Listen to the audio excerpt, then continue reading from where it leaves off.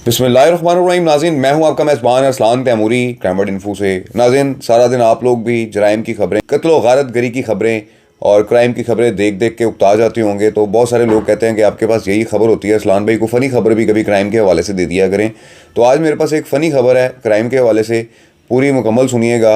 एक sub inspector साहब की और एक मशहूर जो एक हमारे लाहौर की हस्ती हैं शाहिद चोई साहब, उनकी दास्तान है ये 2007-8 की, कि जब ज़माना जालिया था शाहिद चोई साहब का, उस वक़्त का ये वाक़या है। उस वक़्त का नाज़रीन ये वाक़या है कि एक SHO साहब लग गए कुछ अरसा के लिए मुतलका थाना में, शाहिद चोई साहब का जो मुतलका थाना बनता है।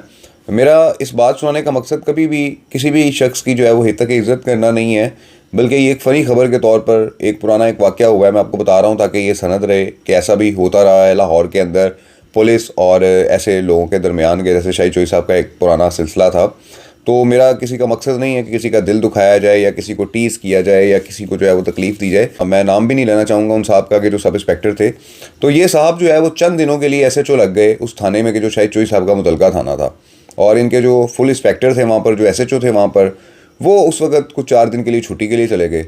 तो इन साहब ने जो है एक तरीक़ाकार के ज़रिए फ़ोन किया शाहिद चोई साहब को कि हमारी फ़ीस दें, अब मैं SHO लग गया हूँ तो मुझे आपको मिलना पड़ेगा।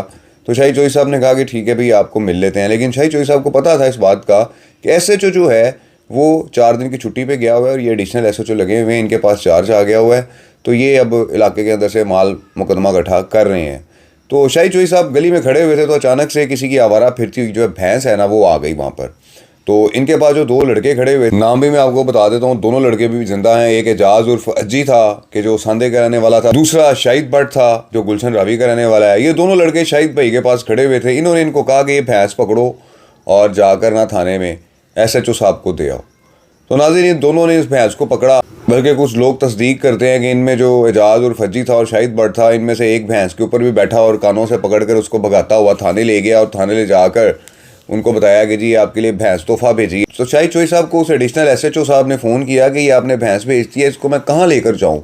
तो शाहिद चोई साहब ने उसको कहा कि आप इसको घर ले जाकर बांधें और जैसे आपने इसको करना है। तो उन्होंने फिर अपने मुहर्र को कहा कि इसको ना बाहर किला ठोक कर थाने के, तो इसको बांध दो ताकि जो है ना इसका दूध सुबह सुबह जो है ना वो थाने के इस्तेमाल में आया करेगा। चलो भैंस तो आ गई। तो अब नाज़रीन, होता गया है कि वो जो भैंस का मालिक होता है वो अपनी भैंस को ढूंढता, जब उसको नहीं मिलती है तो वो थाने चले जाता है अपना रपट लिखवाने के लिए कि मेरी भैंस गुम हो गई है। अब 77 नंबर उसकी भैंस थी और टाउन हॉल में उसका बाकायदा इंदराज हुआ था। जो लोग लाहौर में पहले जो भैंसें रखते थे तो उनका टाउन हॉल में इंदराज होता था और उनको बाकायदा तौर पर एक टैग नंबर जारी किया गया था। उसका 77 नंबर भैंस का जो टैग नंबर था और उसके गले के अंदर जो है वो एक पीपे से बना हुआ लोहे का जो है वो कड़ा डला हुआ था, उस पर 77 नंबर उसका लिखा हुआ था बाकायदा तौर पर, और सिल्वर का कड़ा उसके गले में था। पहले कड़े डालते थे लोग गले में भैंसों के।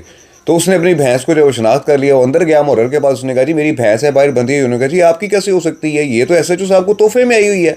उसने कहा नहीं जी, ये मेरी भैंस है, चोरी हुई है, कल से नहीं मिल रही, रात से मैं ढूंढ रहा हूँ इसको भी, ये आपके बाहर बंधी हुई है।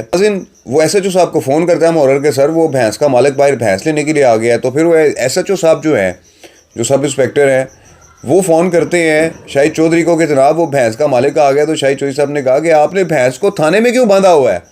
उसने कहा जी और कहाँ ले जाते, उन्होंने कहा इसको घर लेके जाते ताकि मालिक तो ना वहाँ पे पहुँचता, अब आपने अपनी भैंस अपने हाथों से गवा ली है। तो ये नाज़रीन एक वाक़या हुआ था 2008-9 में, एक फ़नी वाक़या था। एक SHO साहब जो 4 दिन के लिए एडिशनल SHO लगे, उनके साथ हाथ हो गया था। भैंस भी किसी की पकड़ के शाहिद चोई साहब ने दे दी और भैंस का मालिक भी थाने पहुँच गया। वो SHO साहब के दिल के जो अरमान थे सारे आंसू में बहा दिए। शाहिद चोई साहब ने बड़ी शरारतें करते थे अपने ज़माने में। तो ये वाक़या, चूँकि नाज़रीन मैं उस वक्त नया क्राइम रिपोर्टर था रोज़नामा मुकाबला में, तो मुझे किसी ने बताया कि ये जो लिटन रोड का इलाका है, यहाँ पर किसी ने 4 दिन के एडिशनल SHO को भैंस गिफ्ट कर दी चोरी की। तो बाद में पता लगा कि वो बंदा वहाँ खुद पहुँच गया। ये वाक़या बड़ा मशहूर हुआ था लेकिन कंफर्मेशन नहीं थी। लेकिन नाज़रीन मैंने ज़रा शाहिद चोई साहब को फिर फ़ोन मार के ज़रा पूछा कि यार वो एक वाक़या उस ज़माने में हुआ था, तो फ़लाने साहब सब इंस्पेक्टर रिटायर हो गए हैं, वो वहाँ पर उस वक्त 4 दिन के लिए एडिशनल SHO लगे थे, तो क्या हुआ था। तो उन्होंने फिर बताया, उन्होंने कहा ये हुआ था, आगे से हंसने लग गए। बहरहाल मर्ज़ी है उनकी। तो ये नाज़रीन एक वाक़या हुआ था, फ़नी वाक़या था। एक लाहौर के अंदर जराइम की दुनिया में कुछ फ़नी वाक़यात भी होते, जिनमें से ये एक था, मैंने आपको बता दिया है। इस व्लॉग के साथ इजाज़त दीजिए। अल्लाह हाफ़िज़।